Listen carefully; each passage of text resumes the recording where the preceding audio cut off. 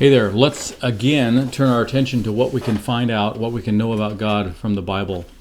It's a no-brainer right now to realize that a lot of people feel powerless. I do at things, I'm sure you do as well. We feel powerless about maybe a job loss. We can't make our job come back, or a loss of income of various sorts. Maybe you feel powerless about just the number of deaths of people who are dying from coronavirus. You can't fix that.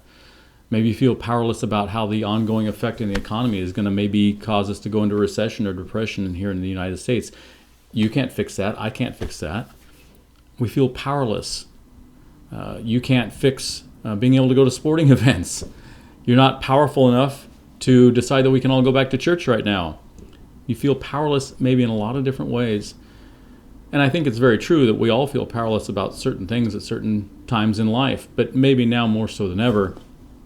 And there's things we're deeply alarmed about, and we know that they are not in our power to fix those things. We can't change those things.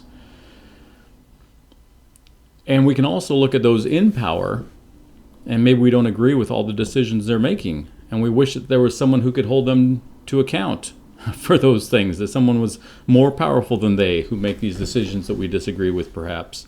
It could be in your local city, it could be in your state, it could be in the nation or the world. Well, what is again we're trying to deal with in these videos? We're trying to deal with this reality. What do we need to know about God? Well, He has the power that we wish sometimes that we had, or we worry about others having it. God is all-powerful. Sometimes it's called His omnipotence. But it's another of these great things we discover in the Bible about what He is like.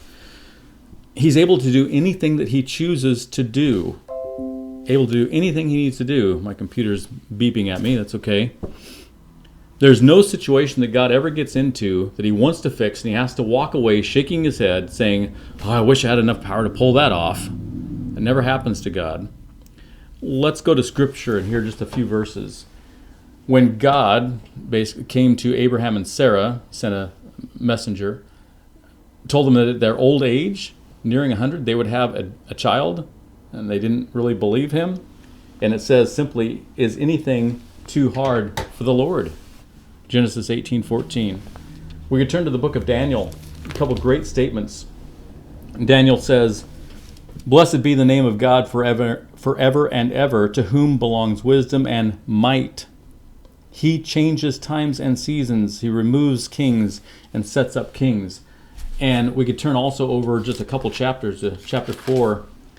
Another statement about God: His dominion is an everlasting dominion. His kingdom endures from generation to generation. All the inhabitants of the earth are accounted as nothing. And He does according to His will among the host of heaven and among the inhabitants of the earth. And none can stay His hand or say to Him, "What have you done?" He is all powerful. He does not need to answer to anybody for what He does, and no one can force Him to stop or do anything He doesn't want to stop or do. There's a reason He's called the Almighty. Now, I understand that this reality of God's all-powerfulness may, in fact, not comfort you, but alarm you. It's kind of like I've been saying, though. We need to understand all the attributes of God in concert together. If you just take one or the other, you get a distorted view of who God is. And yes, in that context, if you don't understand His other attributes, the fact that He is all-powerful, maybe might induce terror for you. But when you put it in conjunction with His other attributes, love, justice, mercy, wisdom, holiness, you understand then that His power is not a wanton power. It's not out of control power or an unloved.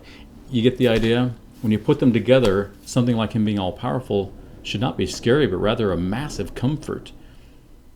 It's a really good thing that God's all-powerful, that He can do anything He chooses and needs to do. He's powerful enough to fix any wrong or do any right thing that we might wish. He can do whatever. When those things fit in with His perfect wisdom and will, those things happen. The fact that He doesn't always do what we think does not change the reality that He is all-powerful. It simply points to the reality that He has perfect wisdom and a perfect plan, and we're not privy to those things. But that plan is always right. It's always for His glory. It's always for our good.